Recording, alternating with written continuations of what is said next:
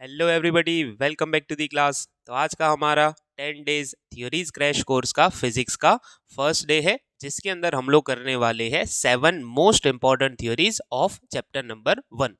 अब ये video lectures के अंदर इस तरीके से नहीं होगा कि एक वीडियो के अंदर एक ही चैप्टर की थियोरीज होंगी। मैं आपको हर एक लेक्चर के पहले कौन सी थ्योरी आज के लेक्चर में यानी वो दिन के लेक्चर में करनी है वो आपको टेलीग्राम या फिर व्हाट्सएप के थ्रू पीडीएफ सेंड करूंगा। तो आप लोग वो क्वेश्चंस देख लेना पहले ही, और हो सके तो अपने नोट्स खुद ही बनाना। मैं आपको स्क्रीनशॉट भी उसका भेजूंगा, पीडीएफ भी बना के भेजूंगा, पर हो सके तो उसकी एक अच्छे से नोटबुक क्रिएट करना। वरना होता क्या है कि पीडीएफ हमारे फ़ोन में ही पड़ी रहती है और हम लोग उसको प्रिपेयर किए बिना ही उसको एक जगह फेंक के रखते हैं। तो अच्छे से आप लोग क्या करना कि इसकी पीडीएफ मैं आपको भेजूंगा नोट्स की, उसका आप लोग अच्छे से खुद से एक नोटबुक क्रिएट करना। या फिर अगर आपको मान लो कि सूटेबल है कि आप लोग मान लो एक बड़ी स्क्रीन के ऊपर पीडीएफ देख रहे हो, तो हो सकता है कि आप लोग वहां से ही प्रिपेयर कर लो और एक बार खुद से लिखने की उसको ट्राई करना। तो मुझे पूरा यकीन है कि आप लोग ये 10 दिन के क्रैश कोर्स को शिद्दत से प्रिपेयर करोगे तो मोस्टली आपका फिजिक्स का टेंशन पूरा खत्म हो जाएगा। इसमें 70 ऐसी इंपॉर्टेंट थ्योरीज है जो इस बार की बोर्ड की एग्जाम में आने के पूरे पूरे चांसेस है। आप लोग जानते हो कि इस बार की बोर्ड की एग्जामिनेशन में जनरल ऑप्शंस दिए गए हैं, तो जनरल ऑप्शंस के थ्रू मान लो एक आधा क्वेश्चन आपका बाहर से आया तो आप लोग उसको स्किप कर सकते हो। तो चलिए जल्दी से शुरू करते हैं 70 मोस्ट इंपॉर्टेंट थ्योरीज का, यानी हमारे 10 डेज के फिजिक्स क्रैश कोर्स का पहला दिन, जिसमें हम लोग करेंगे 7 मोस्ट इंपॉर्टेंट थ्योरीज। चलिए हमारा सबसे पहला क्वेश्चन है explain scalar form of Coulomb's law. आपके पास क्वेश्चंस का पीडीएफ है तो आप लोगों ने ऑलरेडी देख लिया होगा। पहला क्वेश्चन है उसमें scalar form of Coulomb's law. अब ये क्वेश्चन एग्जाम के अंदर 2 मार्क्स या फिर 3 मार्क्स में आ सकता है। चांसेस है कि मोस्ट प्रोबेबली 2 मार्क्स में आएगा। तो मैं आपको क्लियरली समझाऊंगा कि एग्जाम में अगर ये क्वेश्चन आए तो किस तरीके से लिखना है, कौन कौन से पॉइंट्स लिखने हैं। सिर्फ ऐसा नहीं कि हम लोग ऊपर ऊपर से कंसेप्ट समझ लेंगे, पूरा का पूरा पॉइंट वाइज मैं आपको नोट्स दिखाऊंगा, यानी इस तरीके से लिखना है ताकि आप पूरे पूरे मार्क्स स्कोर कर सको। पहला पॉइंट क्या लिखना है कि Coulomb's law is useful to find the force between charges. Coulomb's law कहां पे यूज होता है? तो चार्जेस के बीच में फोर्स निकालने के लिए यूजफुल है। उसका स्टेटमेंट क्या है? According to Coulomb's law, according to Coulomb's law statement लिखेंगे तो कुछ इस तरीके से लिखेंगे, force between 2 point charges is directly proportional to the product of charge quantity and inversely proportional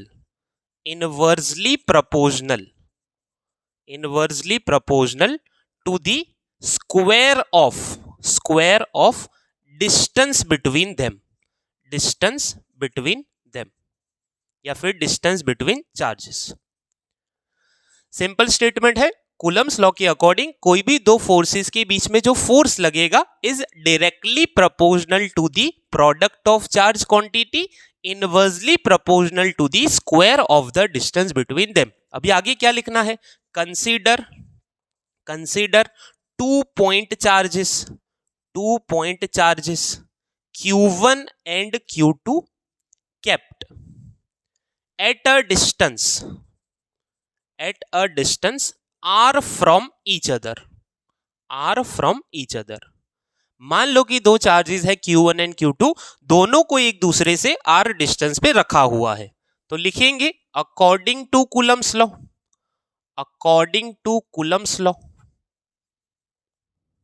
force between them दोनों के बीच में फोर्स कितना होगा? तो F प्रोपोर्शनल। अच्छा, आपको यहां पे एक छोटा सा डायग्राम ड्रॉ करना है। यहां पे आपको क्या करना है? एक छोटा सा डायग्राम ड्रॉ कर लेना। आप करना चाहो तो कर सकते हो, नहीं करोगे तो कोई दिक्कत होने वाली है नहीं, पर करो तो अच्छी बात है, नहीं करोगे तो भी चलेगा। ठीक है, consider two charges Q1 and Q2 kept at a distance R। तो उनके बीच में जो फोर्स लगेगा हमने क्या बोला, directly proportional to the charge quantity, inversely proportional to the square of a distance between them. ये दोनों की, एक के डायरेक्टली प्रोपोर्शनल, एक के इनवर्सली प्रोपोर्शनल। यहां से क्या मिलेगा फ्रॉम दिस, तो F proportional to Q1 Q2 product of charge quantity divide by R square. तो यहां अगर मैं प्रोपोर्शनलिटी का साइन हटाऊंगा तो मुझे आंसर मिलेगा के Q1 Q2 upon are square. क्या मिलेगा, के Q1 Q2 upon are square. तो ये था आपका कूलम्स लॉ का फॉर्मूला। अभी इसके आगे आपको और चीजें क्या लिखनी है तो ध्यान से सुनो।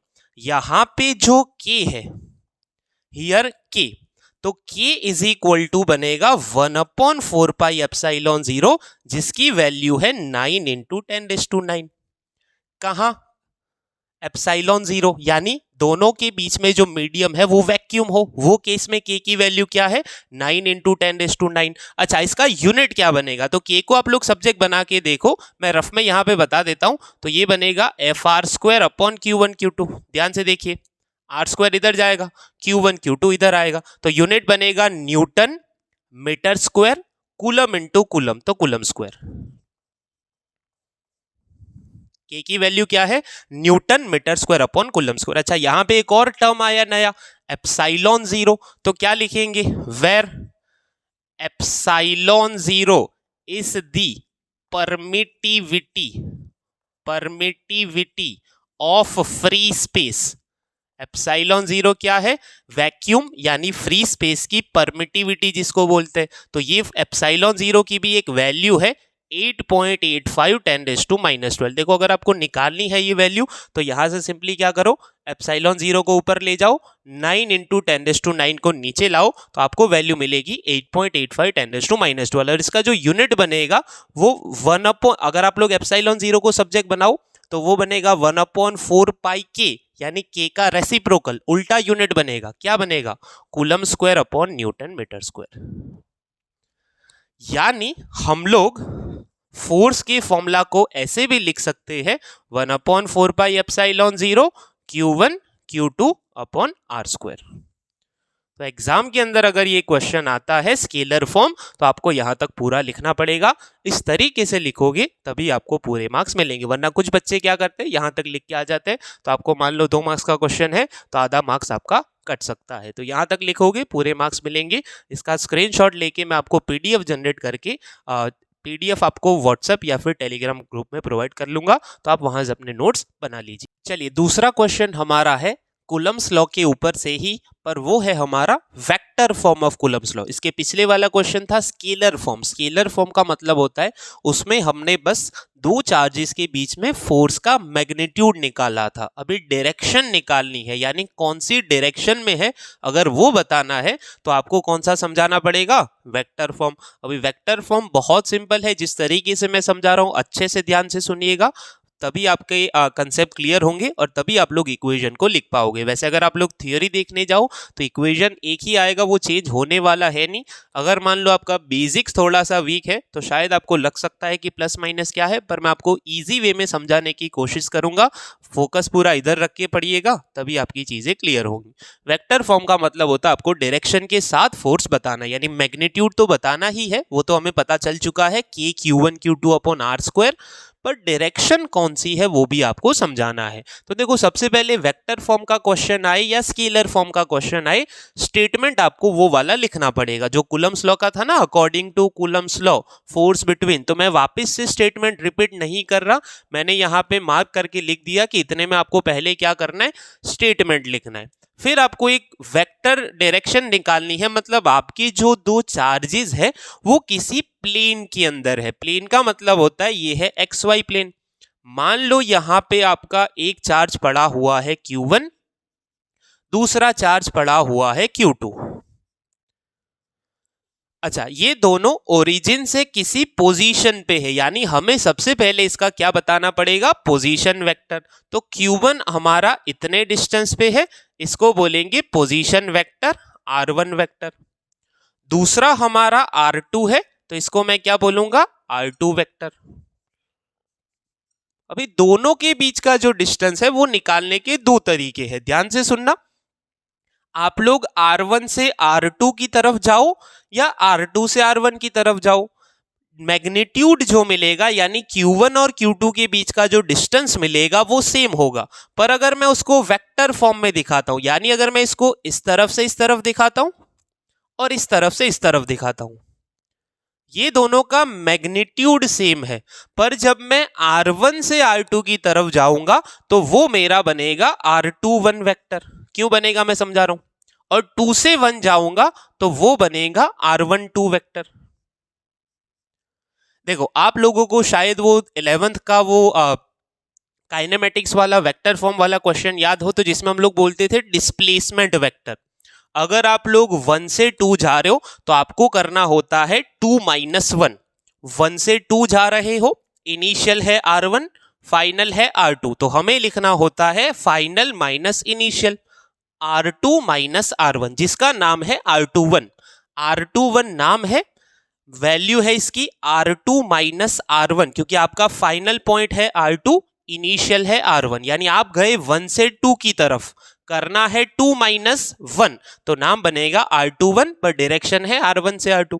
इसी तरीके से 2 से 1 गए तो final R1 minus initial R2, तो जिसको क्या बोलेंगे, R12 बोलेंगे। क्लियर है? ओके, तो यहां पे मैं पहले क्या लिखूंगा, consider 2 charges.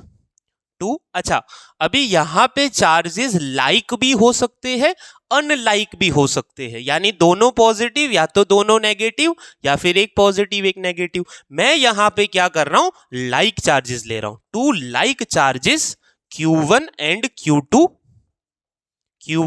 Q2 kept in XY plane. उनकी पोजीशन क्या है, देयर पोजीशंस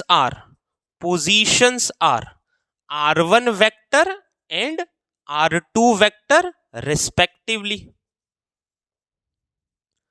दोनों की पोजीशन क्या है, एक की पोजीशन है R1 और दूसरे की क्या है, R2 है। उसके बाद क्या लिखेंगे, here R21 vector is equal to R2 minus R1 vector.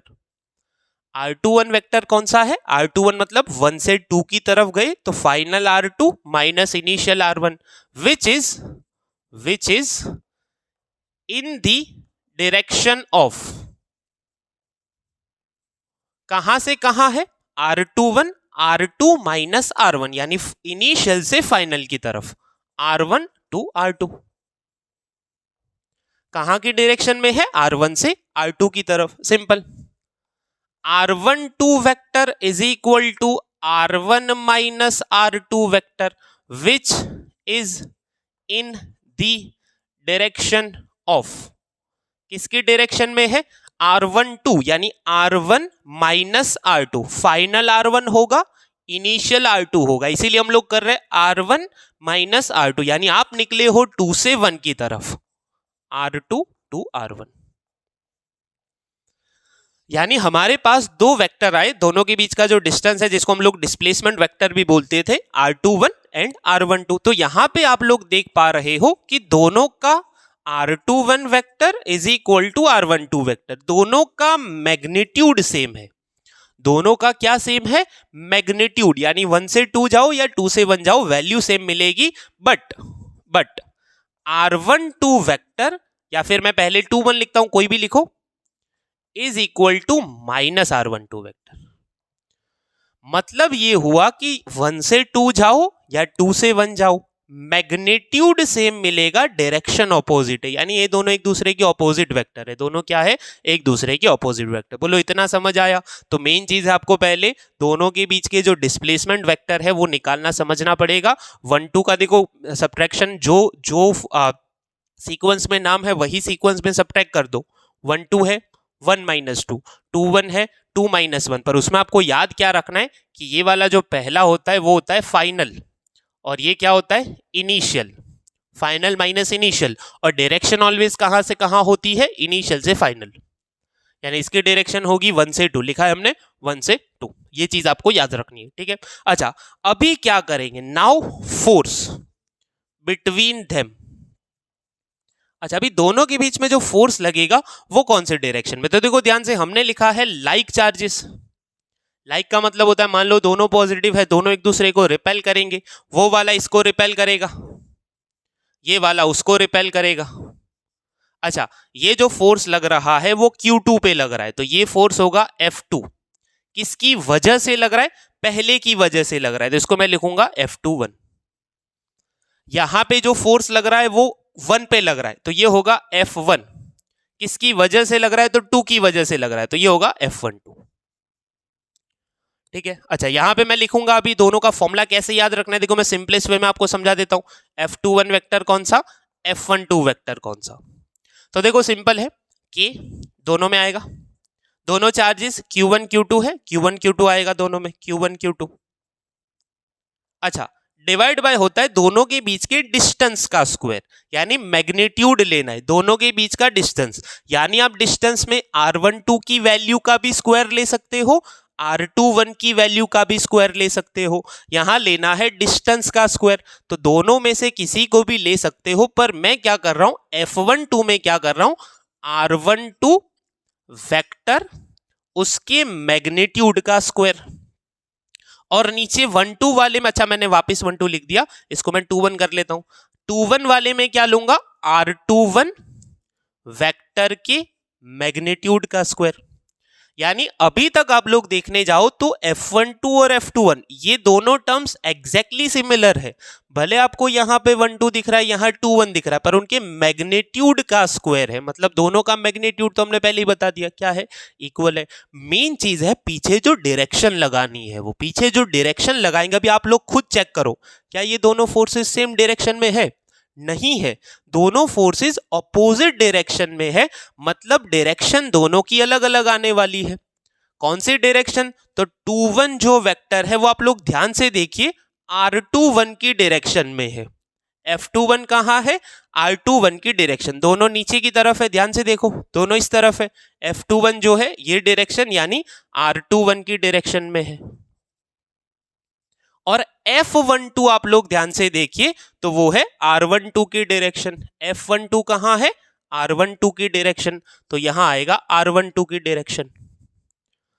Simple है, फॉर्मूला याद रखना बहुत इजी है, जो सीक्वेंस है वही सीक्वेंस में डिस्टेंस का स्क्वायर करो, वही सीक्वेंस में आप लोग क्या करो, दोनों के बीच का मतलब दोनों की डायरेक्शन मेंशन करो। यहां भी एक चीज आप लोग नोट करिए कि अगर मैं आपको बताऊं कि ये दोनों डायरेक्शन वेक्टर है यानी यूनिट वेक्टर है, अगर आप लोग ये दोनों की डायरेक्शन निकालो तो वो दोनों की डायरेक्शन एक दूसरे की क्या है, ऑपोजिट है। तो यहां पे मैं क्या कर सकता हूं कि हियर मैं क्या कर सकता हूं, F21 को ऐसे भी लिख सकता हूं कि Q1 Q2 R21 वेक्टर के मैग्नीट्यूड का स्क्वायर, एक्चुअल डायरेक्शन है R21, मैं उसको यानी F21 की डायरेक्शन है R21, मैं उसको चाहूं तो ऐसे भी लिख सकता हूं R12 के ऑपोजिट है, F21 एक्चुअल में कहां है, R21 की डायरेक्शन में, मैं चाहूं तो ऐसा बोल सकता हूं कि वो R12 के ऑपोजिट है, यानी मैं क्या कर सकता हूं, माइनस R12 की डायरेक्शन, R21 की डायरेक्शन को मैं क्या बोल सकता हूं, माइनस R12 की डायरेक्शन। देखो 1-2-2-1 में कंफ्यूज मत होना बिल्कुल भी, आप लोग ये ड्रॉ करोगे बस वही डायरेक्शन दिखानी है, 2-1 की डायरेक्शन R21, 1-2 की डायरेक्शन R12, बस अगर मुझे R21 को लिखना है, R21 की डायरेक्शन को मैं लिख सकता हूं माइनस ऑफ R12, यानी अगर ये माइनस को मैं आगे ले लूं तो ये क्या बनेगा, माइनस ऑफ के Q1 Q2 R21 वेक्टर के मैग्नीट्यूड का स्क्वायर R12 वेक्टर, माइनस को मैंने क्या करा, आगे ले लिया। अभी इक्वेशन 1 और 2 को कंपेयर करो, 1 और 2 मतलब F12 फोर्स वेक्टर, F21, तो आप लोग ध्यान से एक चीज देखोगे, देखो मेरे पास दूसरा मार्कर है, तो ये दोनों चीजें सेम है, ठीक है, वैल्यू तो सेम थी। दूसरा डायरेक्शन है इसकी R12, इसकी डायरेक्शन है माइनस R12, यानी R12 के ऑपोजिट, यानी पीछे वाला टर्म भी सेम हो गया, तो मैं यहां से ऐसा लिख सकता हूं कंपेयर 1 and 2 मैं लिख सकता हूं F21 इज इक्वल टू, ध्यान से देखिए आगे माइनस है, पीछे वाला जो टर्म है पूरा वो किसके बराबर है, F12। समझ आ रहा है, माइनस है, पीछे वाला जो पूरा है वो किसके बराबर, F12। मतलब ये हुआ कि दोनों पे लगने वाले फोर्सेस एक दूसरे की ऑपोजिट है, पर मैग्नीट्यूड दोनों का क्या है, सेम है। मैग्नीट्यूड दोनों का क्या है, सेम है। डायरेक्शन ऑपोजिट है, मैग्नीट्यूड दोनों का क्या है, सेम है। तो बहुत सिंपल है, कुछ भी नहीं करना। R12 का लिखो 1 - 2, R21 का लिखो कहां गया 2 - 1, दोनों equal magnitude opposite direction. Forces का लिखो, पीछे डायरेक्शन मेंशन करो, यहां से बस किसी भी एक को उठाओ। R21 को मैंने कर दिया -R12, माइनस को आगे ले लिया, ये पीछे वाला जो पूरा टर्म बन रहा है वो किसके बराबर, F12। मतलब F21 vector is equal to -F12 vector. दोनों फोर्सेस इक्वल है बट एक दूसरे के क्या है, ऑपोजिट डायरेक्शन। तो इतनी चीजें आपको लिखनी पड़ेगी। अच्छा, इसके अलावा 2 पॉइंट और है, तो फटाफट मैं इसको क्या करता हूं, हटा देता हूं, और अगर अनलाइक चार्जेस है तो क्या आएगा वो मैं आपको समझा देता हूं। सिंपल मैं शॉर्ट में समझा दूंगा, लास्ट के फॉर्मूलाज ही आपको याद रखने हैं, इसके अलावा कोई चीज ज्यादा डिटेल में जाने की जरूरत नहीं है। चलिए, अभी मान लो कि Q1 और Q2 अनलाइक चार्जेस है। If Q1 and Q2 are unlike charges, मतलब एक पॉजिटिव है एक नेगेटिव है, ठीक है।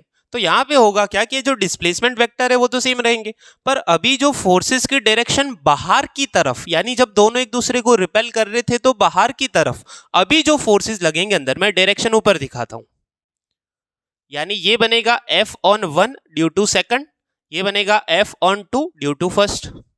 मतलब दोनों की डायरेक्शन ऑपोजिट हो गई, तो वैल्यू में तो कोई फर्क पड़ेगा ही नहीं, डायरेक्शन ऑपोजिट बन जाएगी। तो F12 का क्या बनेगा, F21 का क्या बनेगा, ध्यान से देखो कि Q1 Q2 as it is, distance के मैग्नीट्यूड का square as it is, K Q1 Q2 as it is, distance के मैग्नीट्यूड का स्क्वायर एज इट इज।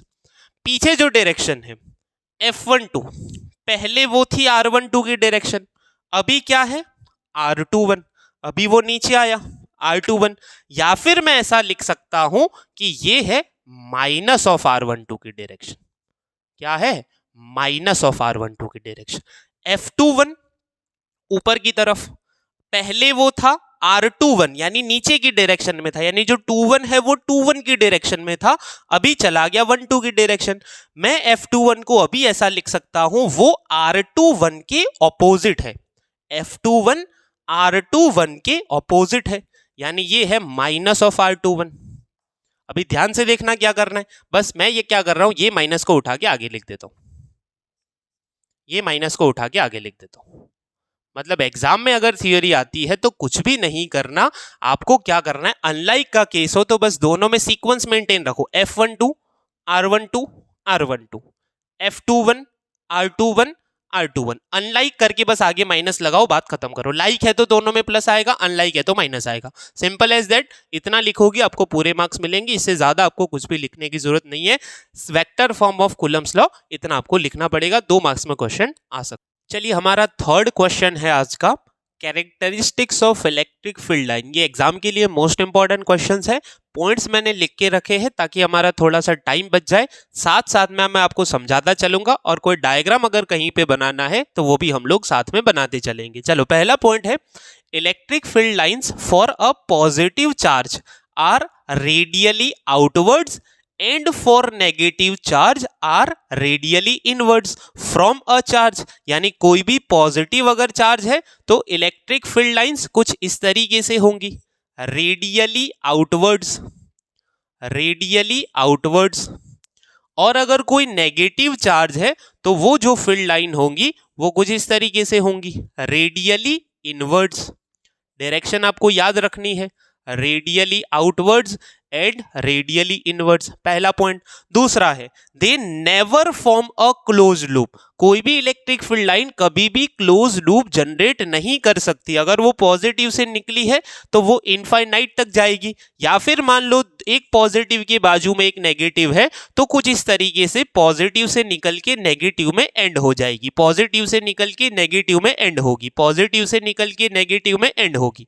ये कोई क्लोज लूप नहीं है। ये एमसीक्यू में भी क्वेश्चन आता है how many close loops are here, 0, क्योंकि ये निकल के एंड हो चुकी है। क्लोज लूप का मतलब होता है ऐसे जाना और वापस पॉजिटिव में आके एंड होना, इसको बोलते हैं क्लोज लूप। कोई भी फील्ड लाइन कभी भी क्लोज लूप जनरेट नहीं कर सकती। तो ये पॉइंट में डायग्राम समझाने के लिए है, ये पॉइंट में आपको ड्रॉ करने की जरूरत नहीं है। अच्छा, मैंने कुछ कैरेक्टरिस्टिक्स लिखे हैं, बहुत सारे हैं। अगर आप लोग देखने जाओ 2 मार्क्स या 3 मार्क्स में क्वेश्चन आता है तो 4 से 6 पॉइंट में आपको उसको खत्म करने। 2 मार्क्स में आता है तो 4 पॉइंट लिखना, 3 मार्क्स में आता है तो 6 पॉइंट लिखना। इसके अलावा भी कुछ पॉइंट ऐसे होंगे जो शायद आपने पढ़े हो पर आपको लग रहा है सर ने नहीं लिखा, तो ऐसा जरूरी है नहीं कि यही लिखना है, कोई भी 4 या कोई भी 6 पॉइंट आप लोग मेंशन कर सकते हो।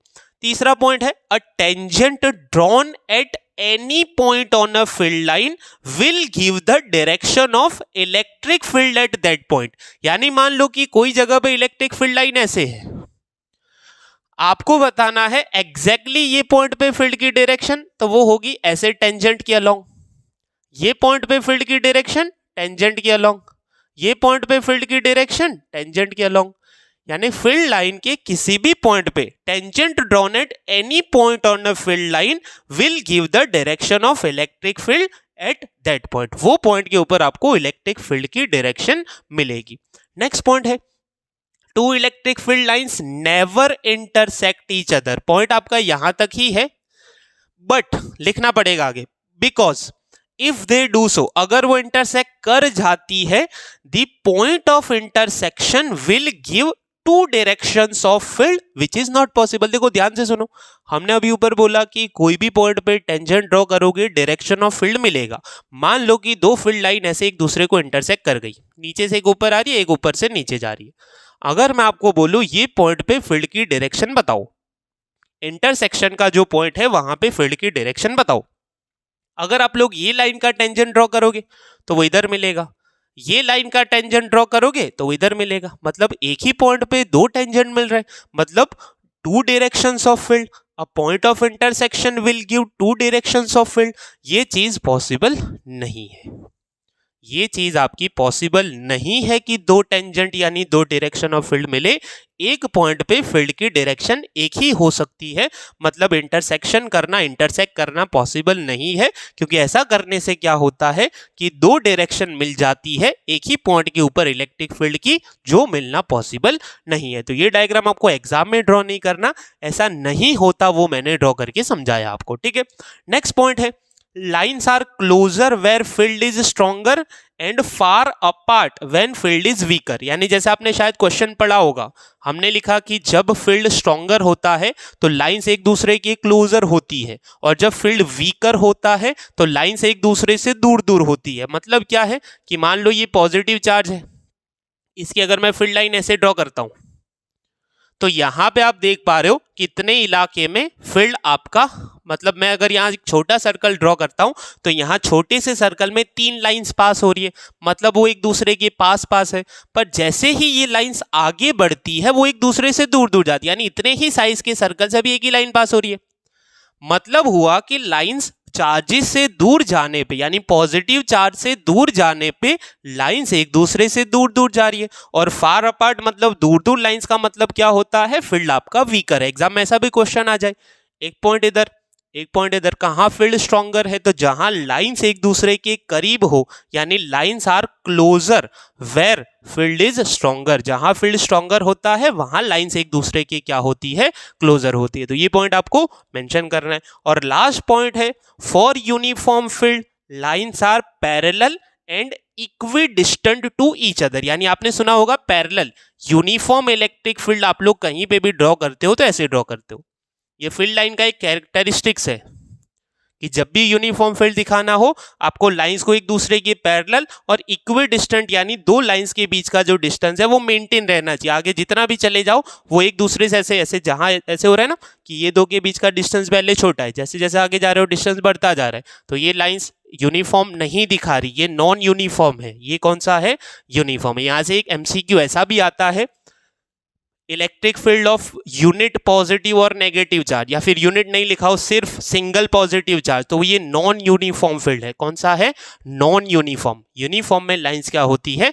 पैरेलल और इक्विडिस्टेंट। तो 2 मार्क्स में आप लोग 4 पॉइंट मेंशन करना, 3 मार्क्स में आप लोग 6 पॉइंट मेंशन करना। अच्छे से लिखोगे, इस तरीके से लिखोगे, पूरे मार्क्स मिलेंगे। ठीक, चलिए नेक्स्ट यानी फोर्थ आपकी थ्योरी है, what is electric flux, when is it positive, negative and zero. अच्छा, एक बात आप लोग ध्यान से सुन लीजिए कि कुछ चैप्टर्स बड़े हैं तो उसमें ज्यादा थ्योरी हो सकती है, पर पीछे के जो चैप्टर्स है उसमें कम थ्योरीज है, तो ओवरऑल हमारी 70 थ्योरीज बैलेंस हो जाएगी। कोई ये ना समझे कि 3 दिन तक सर तो 2 ही चैप्टर पढ़ा रहे तो 10 वीडियो लेक्चर में कैसे खत्म होगा, तो ऐसा बिल्कुल नहीं है। कुछ चैप्टर्स लेंथी है, जैसे 1 2 3 4 7 हो गया, 9 हो गया, तो इसमें थोड़ी थ्योरी ज्यादा है। तो ऐसा भी हो सकता है कि पहला दिन और दूसरा दिन, मान लो कि पहले चैप्टर में ही मान लो 10-11 थ्योरी है, तो पहले दिन और दूसरे दिन आधे तक भी क्या चल रहा है? पहला ही चैप्टर चल रहा है। तो ऐसा जरूरी है नहीं कि एक दिन में एक ही चैप्टर खत्म ही हो जाए, ऐसा जरूरी नहीं है। तो कुछ चैप्टर में ज्यादा होंगी, कुछ चैप्टर में कम होगी, तो वो आप लोग ध्यान में रखिएगा। ठीक है, क्वेश्चन है what is electric flux, when is it positive, negative, zero. तो सिंपल डेफिनेशन क्या है? इलेक्ट्रिक फ्लक्स, पहले डेफिनेशन लिखेंगे, electric flux is the number of electric field lines, number of electric field lines passing through a given surface, number of electric field lines passing through a given surface। कैसे इसको explain करेंगे? तो लिखेंगे consider a surface of area A kept, area vector है सबको पता है, kept in a uniform electric field E vector at an angle theta with the field, theta लिख देते, चलो यहां तक लिखेंगे एट एन एंगल थीटा। मान लो कि आपके पास एक सरफेस है कुछ इस तरीके से। अभी कोई भी सरफेस का जो एरिया वेक्टर होता है उसकी एक स्पेसिफिक डायरेक्शन होती है। जैसे अगर मैं आपको समझाऊं, फॉर एग्जांपल मान लो कि ये मेरा एक सरफेस है, अगर ये सरफेस को मैं ऐसे रखूंगा तो एरिया वेक्टर होगा normal to the surface outwards. Area vector की डायरेक्शन होती है normal to the surface outwards, यानी एरिया वेक्टर ऐसे होगा। पर मान लो मैंने सरफेस को ऐसे रखा है, ये जो दिख रहा है आपको, मान लो मैंने उसको ऐसे रखा है, तो एरिया वेक्टर मेरा होगा कुछ इस तरीके से। अच्छा, दूसरी बात अभी आपको क्वेश्चन होगा, एरिया वेक्टर मैंने बोला normal to the surface outwards, तो वो तो इधर भी हो सकता था, इधर भी हो सकता था, पर जनरल केस में हम लोग क्या करते हैं कि फील्ड की डायरेक्शन में लेते हैं ताकि हमारा आंसर पॉजिटिव आए। यानी कहने का मतलब है जनरल केस में हम लोग उसको पॉजिटिव डायरेक्शन में लेंगे अगर पूरा सरफेस ओपन है। अगर क्लोज है तो फिर बाहर का ऑप्शन एक ही बचता है। ऐसे दोनों साइड से अगर नॉर्मल ड्रॉ किए जा सकते हैं तो हम लोग क्या करेंगे कि एक डायरेक्शन पॉजिटिव की चूज कर लेंगे। ये हो गया normal to the surface outwards area vector. Clear हुआ? Okay. Uniform electric field, electric field आपका ऐसे है, यहां पे हमने सरफेस को ऐसे सीधा नहीं रखा, हमने रखा है एट एन एंगल थीटा। यानी मैं यहां पे दिखा देता हूं कि यहां से निकला, ये एंगल है थीटा। फील्ड और एरिया वेक्टर के बीच का एंगल क्या है? थीटा है। Consider a surface of area A kept in a uniform electric field eight an angle theta. तो यहां फ्लक्स पासिंग थ्रू इट क्या होगा? फ्लक्स पासिंग थ्रू इट कितना होगा? तो फॉर्मूला बनेगा phi is equal to E dot A, E vector dot A vector, यानी electric field और एरिया वेक्टर का डॉट प्रोडक्ट है, स्केलर प्रोडक्ट जिसको बोलते हैं। क्या है? E vector dot A vector. अच्छा, डॉट हटाएंगे तो पीछे क्या लगाना पड़ेगा? E A cos theta. Phi is equal to E A cos theta. दूसरी बात, जब भी दो वेक्टर का डॉट प्रोडक्ट यानी स्केलर प्रोडक्ट निकालो तो इसका मतलब होता है कि जो आंसर मिलेगा वो स्केलर क्वांटिटी होगी। Flux is a scalar quantity. क्या है? Scalar quantity. फ्लक्स आपकी स्केलर क्वांटिटी है। दूसरा, इट्स एसआई यूनिट। फ्लक्स का जो एसआई यूनिट होगा इलेक्ट्रिक फील्ड का होता है न्यूटन पर कूलम। क्या होता है? न्यूटन पर कूलम। और एरिया का होता है मीटर स्क्वायर। कॉस थीटा तो एक वैल्यू है, कोई ये ना समझे कि थीटा का रेडियन क्यों नहीं लिया। कॉस थीटा है, थीटा का रेडियन होता है, पर कॉस थीटा की एक वैल्यू होती है जिसका कोई यूनिट नहीं होता, तो इसका ऐसा यूनिट हो गया न्यूटन पर कूलम मीटर स्क्वायर। अच्छा, इसका डायमेंशनल फॉर्मूला देखो, मैं आपको ये भी समझा देता हूं डायमेंशनल फॉर्मूला कैसे निकालना है। देखो, जब भी आपको कोई भी यूनिट पता हो या फिर कोई भी इक्वेशन पता हो तो आप लोगों को क्या करना होता है कि वो यूनिट को छोटे यूनिट में डिवाइड करना होता है। जैसे अगर मैं रफ में निकाल के समझाऊं, phi is equal to E A cos theta. चलो, ई की जगह मुझे पता है कि न्यूटन पर कूलम। ई का एक रिलेशन आपको एफ के साथ पता है, E is equal to F upon Q. Area का मैं एरिया रहने देता हूं, कॉस थीटा का कोई यूनिट नहीं होने वाला। मुझे पता है कि एफ का यूनिट हम लोग न्यूटन लिखते हैं, पर एक्चुअल में वो न्यूटन नहीं है। एफ इज इक्वल टू होता है मास इनटू एक्सेलरेशन, और क्यू की जगह होता है आई टी। एरिया का मैं एरिया रहने देता हूं। आई टी कहां से आए तो आपको शायद पता होगा चैप्टर 3 में, I is equal to Q upon T, तो Q is equal to I T. अच्छा, मास का यूनिट लिखते हैं अभी। चलो, मास का होता है किलोग्राम, एक्सेलरेशन का होता है मीटर पर सेकंड स्क्वायर, सेकंड स्क्वायर नीचे जाएगा। आई का होता है एम्पियर, ये टी का होता है सेकंड, यानी आई टी का एम्पियर सेकंड, एक्सेलरेशन का मीटर पर सेकंड स्क्वायर, और एरिया का क्या होगा इधर? Metre square. चलिए, अगर मैं ये सबको जोड़ देता हूं तो ये बन रहा है kilogram metre into metre square, metre cube, नीचे से एम्पियर ऊपर आएगा, ampere -1, second into second square, second cube ऊपर आएगा, सेकंड -3। डायमेंशनल फॉर्मूला बनेगा किलोग्राम का m1, मीटर क्यूब का L3, टी हम लोग पहले लिखते हैं सेकंड -3 यानी t-3, और एम्पियर -1 यानी a-1। निकालने का तरीका सिंपल है, छोटे यूनिट्स में छोटी क्वांटिटीज में डिवाइड करो, कन्वर्ट करो, F is equal to M A लिखो, Q is equal to I T लिखो। ये छोटी क्वांटिटीज का यूनिट सबको पता होता है। मास का होता है किलोग्राम, एरिया का होता है मीटर पर second square, I T ampere second, area का हो गया मीटर स्क्वायर। बस ये सारी चीजें आप लोग करोगे तो आंसर मिलेगा। कौन सा? डायमेंशनल फॉर्मूला ये है। तो ये हुई फ्लक्स के बारे में बात। यहां तक का क्वेश्चन हमारा खत्म हुआ। आगे पूछा है when is it positive negative zero, तो आप लोग ध्यान से देखिए, फ्लक्स के फॉर्मूला में पीछे कॉस थीटा है, तो कॉस थीटा अगर पॉजिटिव हुआ तो फ्लक्स पॉजिटिव होगा, कॉस थीटा नेगेटिव हुआ तो फ्लक्स नेगेटिव होगा, और कॉस थीटा जीरो हुआ तो फ्लक्स जीरो हो जाएगा। तो हम लोग क्या लिखेंगे? When theta less than 90। सबको पता है कि 0 से 90 तक कॉस की वैल्यूज पॉजिटिव है, यानी कॉस 90 आपका जीरो है, उसके पहले उससे छोटी जो भी वैल्यूज है लेस देन 90 वो सारी पॉजिटिव है। जैसे cos 60 1/2, cos 45 √3 1/√2, cos 30 √3/2 और cos 0 1 है। तो 90 से छोटी values when theta is less than 90, cos theta is positive, cos theta की value positive, phi is also positive. अगर थीटा 90 से छोटा है तो उसमें cos थीटा की वैल्यू पॉजिटिव होगी, तो आपका फ्लक्स भी क्या मिलेगा? पॉजिटिव। अच्छा, when theta is equal to 90, आपको पता है cos 90 की वैल्यू 0 है। अगर थीटा 90 है, cos theta is 0, flux is also 0, flux भी क्या होगा?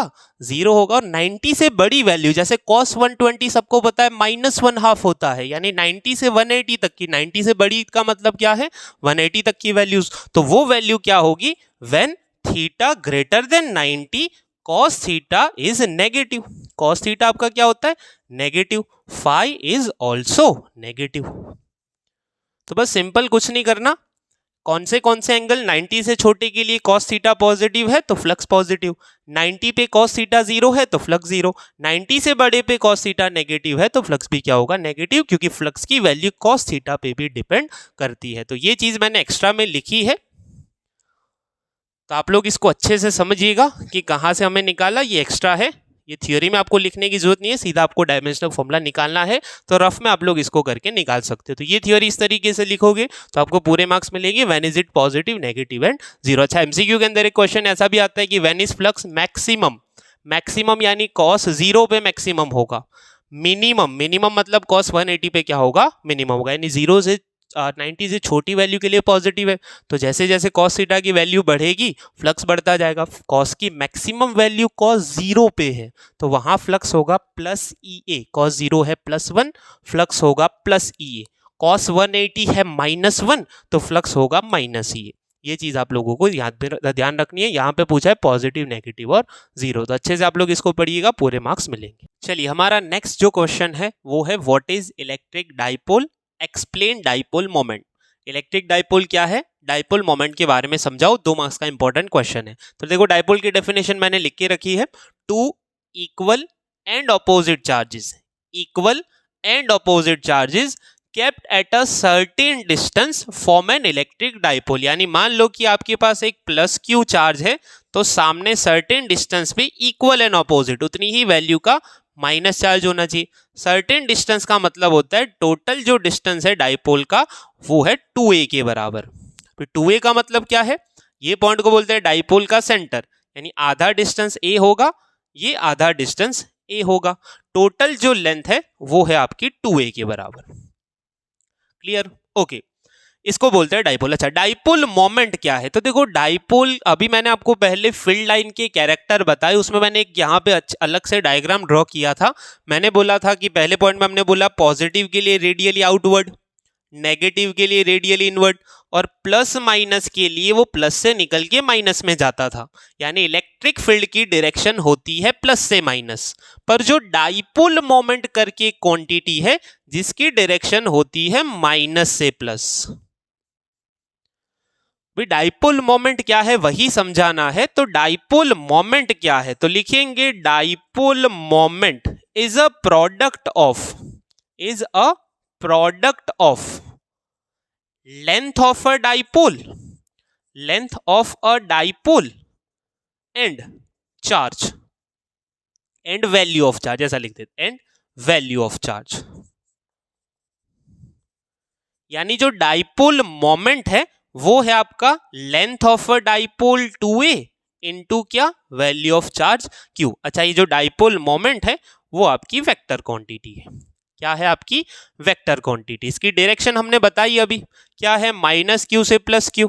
तो पहला पॉइंट लिखेंगे dipole moment, dipole moment is a vector quantity. क्या है, वेक्टर क्वांटिटी। इट्स डायरेक्शन, अगर कोई क्वांटिटी वेक्टर है तो उसकी डायरेक्शन बतानी पड़ती है। Its direction is from -q to +q।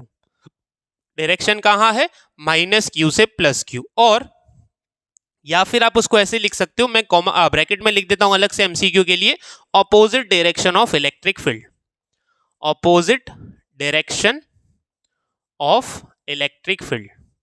-q से +q तो है ही, पर अलग से एग्जाम में क्वेश्चन आ जाए डायरेक्शन ऑफ डाइपोल मोमेंट कहां से कहां है, -q से +q, पर उसको ऐसा भी बोला जा सकता है कि इलेक्ट्रिक फील्ड के ऑपोजिट है। लास्ट पॉइंट लिखेंगे इट्स यूनिट इज, क्या होगा यूनिट, तो लेंथ इनटू चार्ज, यानी मीटर इनटू कूलम। तो मैं लिख सकता हूं coulomb metre. Its dimensional formula, dimensional formula, देखो डायमेंशनल फॉर्मूला के अंदर Q जो होता है चार्ज, उसकी जगह हम लोग लिखते हैं IT, यानी मैं 2AQ को ऐसे डिवाइड कर सकता हूं, Q को मैं लिख सकता हूं IT, और ये तो 2A है। अच्छा, इसका होगा मीटर यानी L1, इसका होगा एम्पियर सेकंड यानी A1T1, यानी इसका डायमेंशनल फॉर्मूला होगा M0 L1 T1 A1।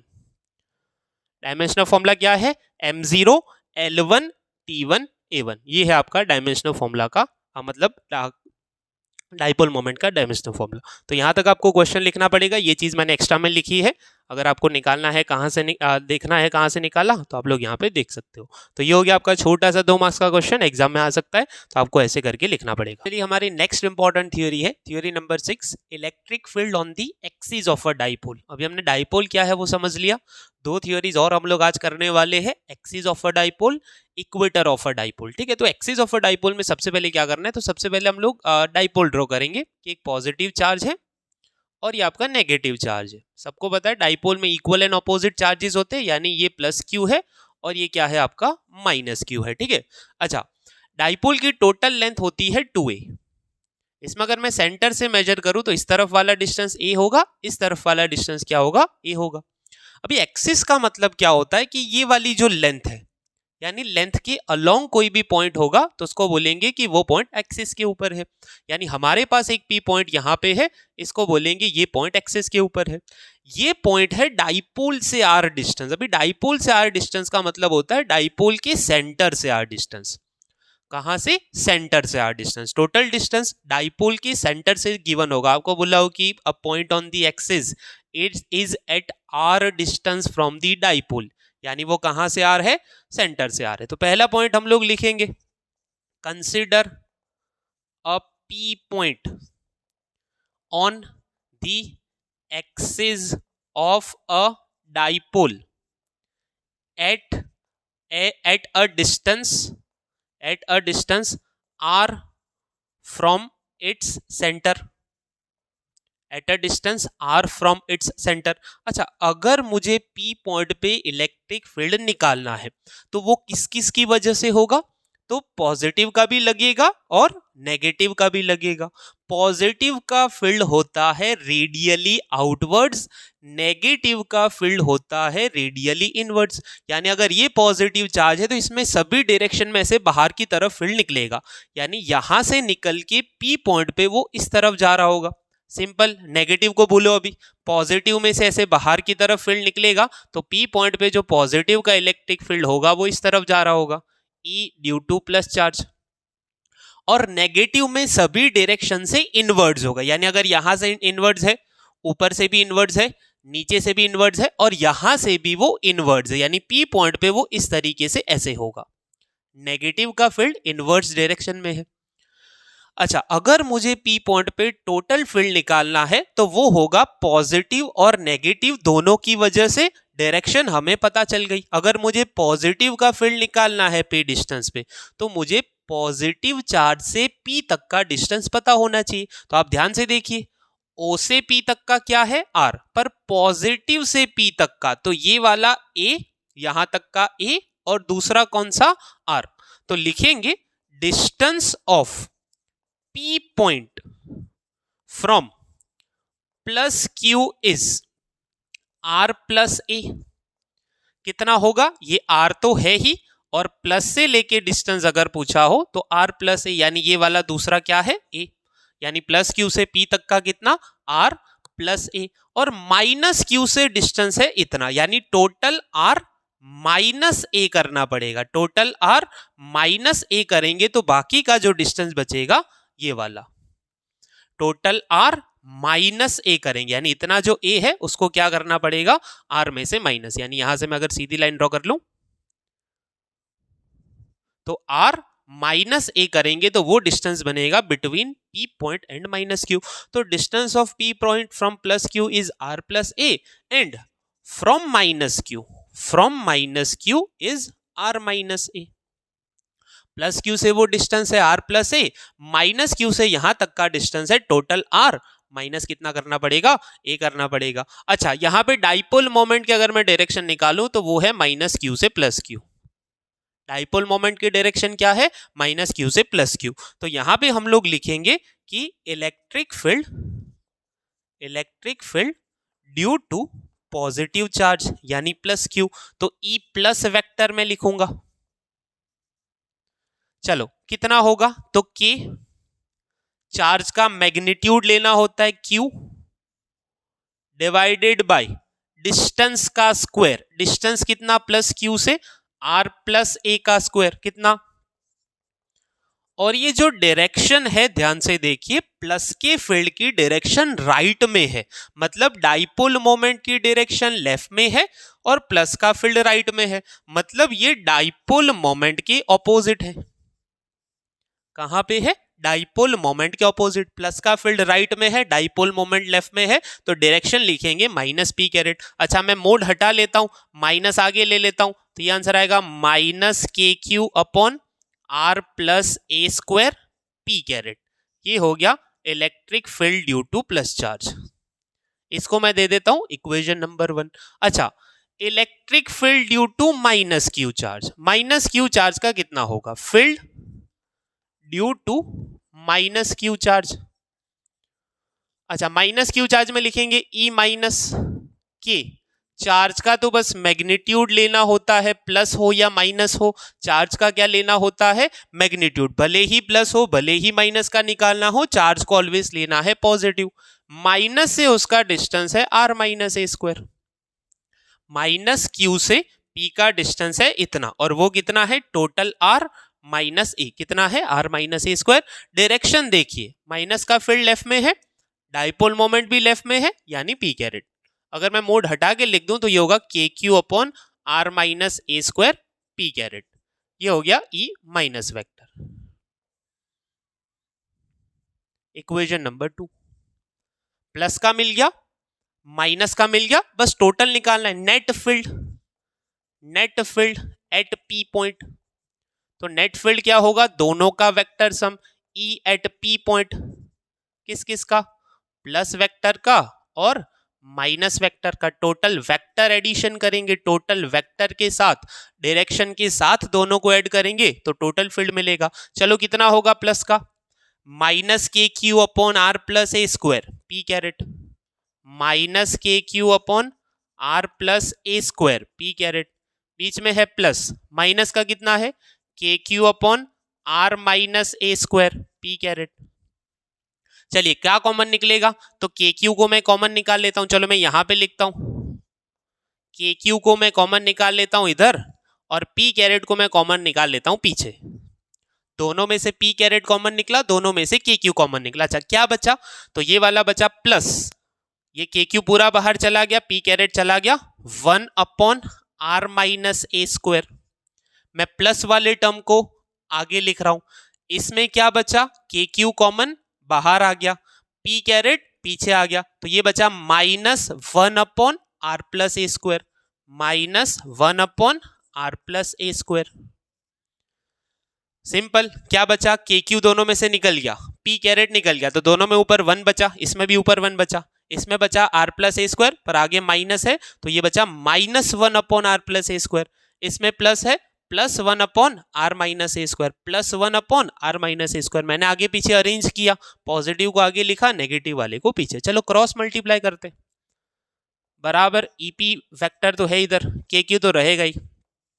ये पूरे ब्रैकेट को उठा के इधर लाओ, आर प्लस ए स्क्वायर, बीच में है माइनस, ये पूरे को उठा के इधर ले जाओ, आर माइनस ए स्क्वायर, और नीचे आपस में दोनों को मल्टीप्लाई करना है, R minus A whole square, R plus A whole square. तो मैं इसको किस तरीके से लिखता हूं?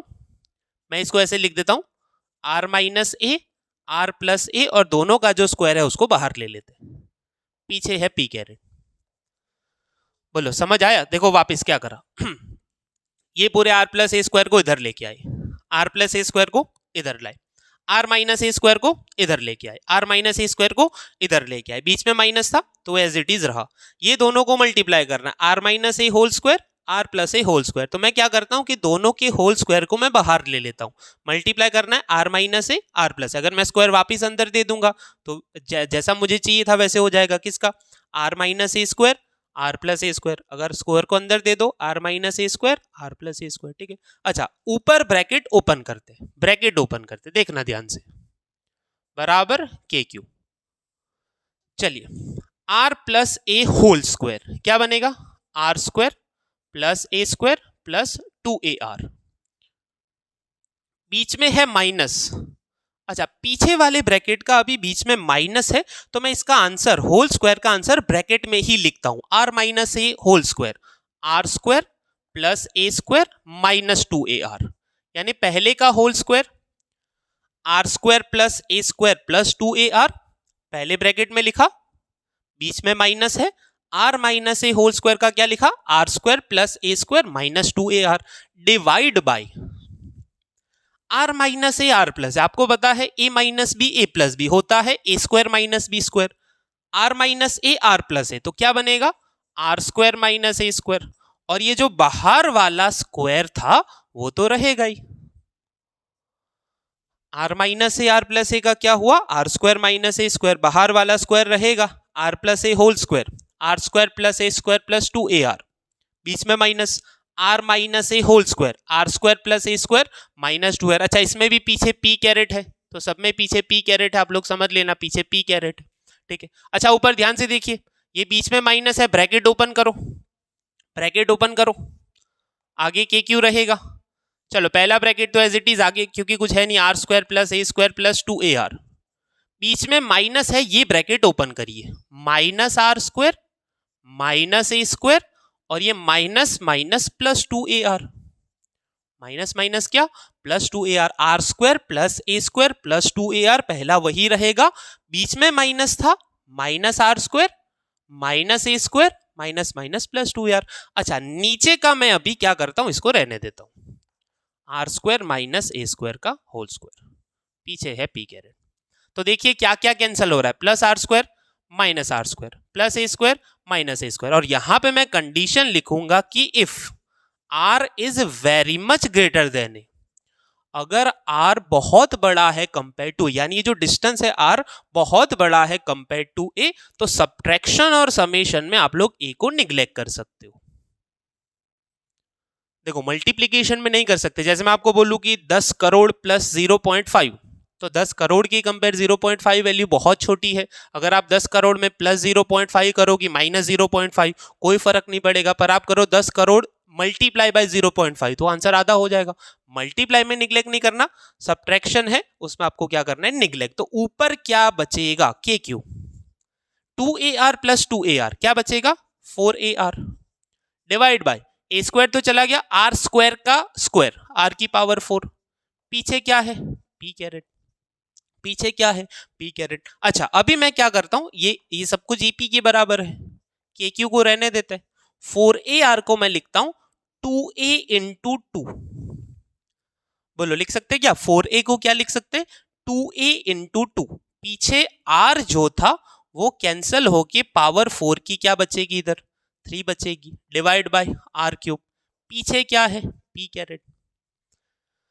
क्लियर हुआ, ब्रैकेट ओपन किया तो अंदर सारे साइन ऑपोजिट हो गए, तो R square A square cancel हो गया, plus minus 2ar plus 2ar क्या बना 4ar बन गया, R square minus A square था तो ए बहुत छोटा कंसीडर कर लो, तो आर स्क्वायर का स्क्वायर आर की पावर 4, एक आर से कैंसिल होके 3 बचेगी, ठीक है। अच्छा, अभी क्या बन रहा है, तो 2aq जो है आपका ये 2aq, चलो याद आ रहा है कोई 2aq को देख के, 2aq हमने बोला था डाइपोल मोमेंट p है, तो यहां पे मैं 2aq की जगह लिख देता हूं kp, और मैं ये वाले 2 को आगे ले लेता हूं, डिवाइड क्या r क्यूब, पीछे क्या p कैरेट, तो ये हो गया p पॉइंट यानी एक्सिस के ऊपर इलेक्ट्रिक फील्ड का फॉर्मूला, क्या बना 2kp अपॉन r क्यूब, क्या बना 2kp अपॉन r क्यूब। तो ये हो गया आपका, अगर कोई भी पॉइंट डाइपोल की एक्सिस के ऊपर r डिस्टेंस पे है, जिसमें कंडीशन है कि r अगर बहुत बड़ा है तो आपको जनरली क्या फॉर्मूला लगाना पड़ेगा 2kp अपॉन r क्यूब। और एक बात ध्यान से सुन लीजिए, टेक्स्ट बुक में जो डाइपोल वाला कोई भी न्यूमेरिकल दिया होगा तो आपको ये कंडीशन मान के ही चलना है, यानी एक्सिस वाले पॉइंट पे ये आपको लगाना पड़ेगा, अगर क्वेश्चन में बोला है डाइपोल है तो ये हो गया आपका डाइपोल की एक्सिस के ऊपर इलेक्ट्रिक फील्ड का फॉर्मूला। तो चलिए, हमारी डे 1 की आखिरी जो थियरी होने वाली है वो है electric field on the equator of a dipole. चलिए, इक्वेटर का मतलब क्या होता है, जैसे हमारे पास ये प्लस क्यू था, अच्छा इसको बड़ा डायग्राम में ड्रॉ करता हूं, ये प्लस क्यू है और यहाँ पे हमारा माइनस क्यू है। एक्सिस का मतलब होता है लेंथ के अलोंग कोई भी पॉइंट हो तो वो माना जाता है एक्सिस के ऊपर। इक्वेटर का मतलब होता है बाइसेक्टर, यानी डाइपोल को काटने वाली लाइन बीच से, जैसे अर्थ का इक्वेटर होता है ना, अर्थ के एग्जैक्टली बीच में से 2 पार्ट में उसको डिवाइड करे, उसको क्या बोलते हैं अर्थ का इक्वेटर। तो यही है, डाइपोल को बीच में से 2 पार्ट में डिवाइड करे उसको बोलते हैं डाइपोल का इक्वेटर। अच्छा, टोटल डिस्टेंस 2a था तो ये हो जाएगा a। अच्छा, मैं यहाँ पे पॉइंट दे देता हूँ, a पॉइंट, बी पॉइंट और सेंटर पे क्या ओ पॉइंट, ये आधा डिस्टेंस ए। हमारे पास अभी जो पी पॉइंट है वो इधर है, मतलब अभी भी आपको बोला है कि डाइपोल से आर डिस्टेंस पे है, तो ये वाला आर। क्लियर? अच्छा, अगर ये पी पॉइंट है तो यहां पे किस किस का फील्ड लगेगा, तो प्लस का भी लगेगा माइनस का भी। प्लस का होता है रेडियली आउटवर्ड, यानी ऐसे बाहर निकलेगा, ऐसे निकलेगा radially outward, electric field due to plus charge.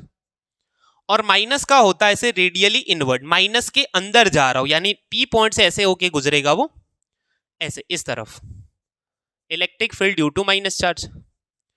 अभी मेन चीज ये है कि अगर मुझे पी पॉइंट पे प्लस क्यू और माइनस क्यू का फील्ड निकालना है तो पी पॉइंट का ये दोनों से डिस्टेंस पता होना चाहिए। यहां से ये डिस्टेंस है x और यहां से भी ये डिस्टेंस क्या होगा, x ही होगा। मान लो कि ये एंगल है आपका थीटा, कितना है, थीटा एंगल है, और ये वाला एंगल है 90। सबको पता है बाइसेक्टर मतलब 90 एंगल बनाएगा। ठीक है, तो पहला पॉइंट हम लोग लिखेंगे, consider a P point at a distance r on the equator of a dipole, on the equator of a dipole। चलिए दूसरा पॉइंट लिखेंगे, distance of p point from plus q and minus q is x।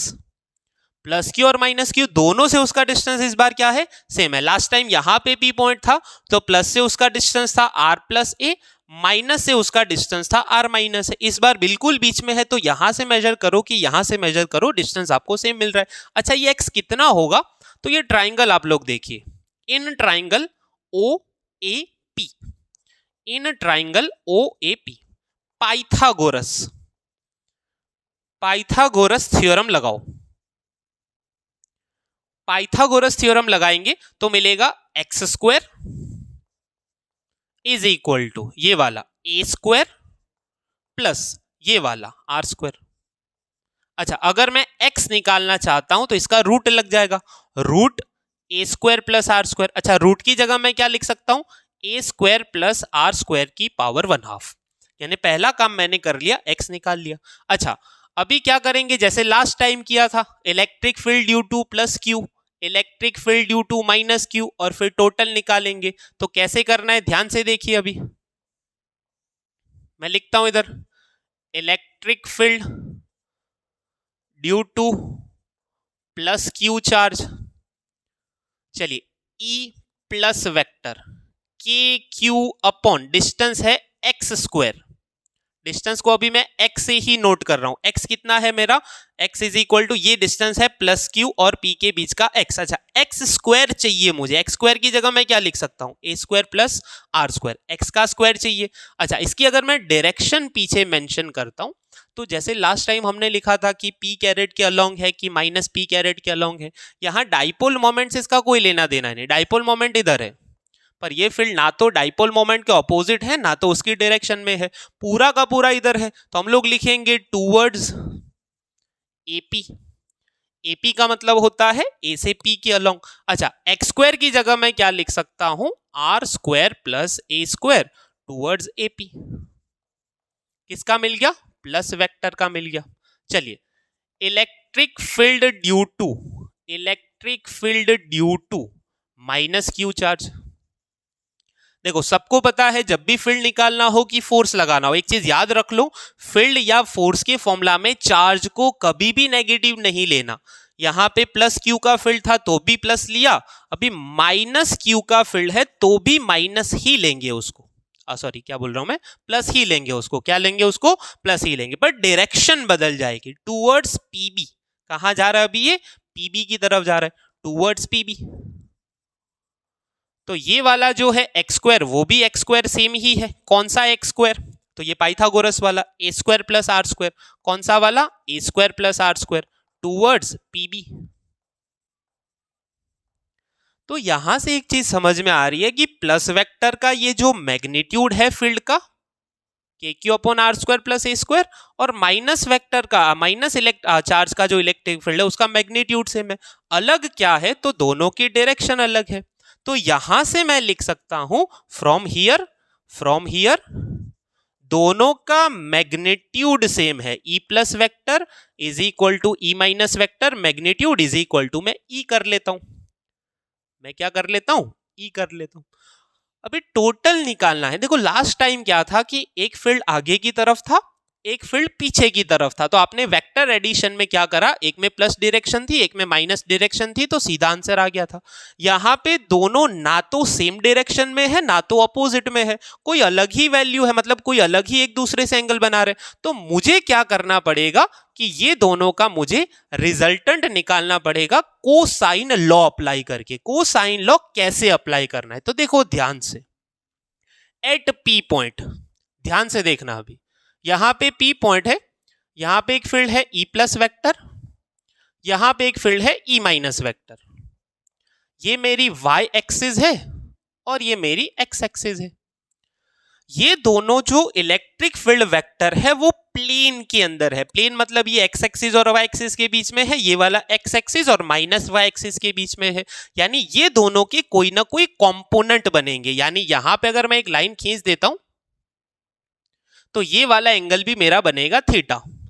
क्यों बनेगा, तो यही straight line है, वो दोनों एक्स एक्सिस के साथ ही कितना, अगर यहां थीटा बन रहा है तो यहां पे भी कितना बनेगा, थीटा। मुझे क्या करना पड़ेगा, ये दोनों के कंपोनेंट्स लेने पड़ेंगे। यानी अगर ये एंगल थीटा है तो ये भी कितना होगा, थीटा। चलिए ई प्लस और ई माइनस दोनों की वैल्यू ई के बराबर है, यानी ई प्लस का एक कंपोनेंट इधर बनेगा, थीटा के पास बनेगा, और एक कंपोनेंट इधर। देखो कंपोनेंट पता है ना कि कोई भी वेक्टर जब बीच में होता है तो उसका एक कंपोनेंट x के अलोंग बनता है, एक कंपोनेंट y के अलोंग। तो इसका एक कंपोनेंट x के अलोंग, जिसको मैं बोलूंगा थीटा के पास वाला e cos थीटा, और दूसरा कौन सा, e sin थीटा। अब आप बोलोगे e प्लस क्यों नहीं लिया, क्योंकि e प्लस की वैल्यू e के बराबर है। चलो दूसरा, यहां पे e माइनस वेक्टर है, उसका भी थीटा के पास वाला इधर आएगा, e cos थीटा, और दूसरा यहां पे आएगा कौन सा, e sin थीटा। यानी यहां पे मुझे क्या करना पड़ेगा, कंपोनेंट निकालने पड़ेंगे। मुझे कोसाइन लॉ लगाना होता तो मैं कब लगा सकता था, कि जब मुझे दोनों के बीच का टोटल एंगल पता हो। यानी टोटल एंगल कितना है 2 थीटा, अगर वो मुझे पता होता तो मैं कोसाइन लॉ लगा सकता था। यहां मुझे कंपोनेंट में डिवाइड करना पड़ेगा। कंपोनेंट में डिवाइड करने से मुझे ये समझ आ रहा है कि दोनों का साइन थीटा कंपोनेंट एक दूसरे के ऑपोजिट है, यानी वो एक दूसरे को कैंसिल कर देगा। टोटल बचेगा e cos theta plus e cos theta, यानी टोटल इस तरफ आपका बचेगा 2e cos थीटा। ऊपर नीचे वाले कंपोनेंट कैंसिल, राइट में बचेगा 2e cos थीटा। तो here sin theta components of both the fields cancel out each other. Net field आपका क्या बचेगा, net field E P point के ऊपर, तो वो बचेगा 2e cos थीटा। कौन सी डायरेक्शन में बच रहा है, तो राइट में बच रहा है, जो डाइपोल मोमेंट के ऑपोजिट है। डाइपोल मोमेंट लेफ्ट में है, नेट फील्ड जो बच रहा है राइट में, तो वो कहां बचेगा, माइनस पी कैरेट। अच्छा वैल्यू लगाते हैं 2। ई हमने किसको बोला है, ई हमने प्लस और माइनस दोनों की वैल्यू को ई बोला है, और वो कितना है, कि q upon are square plus A square.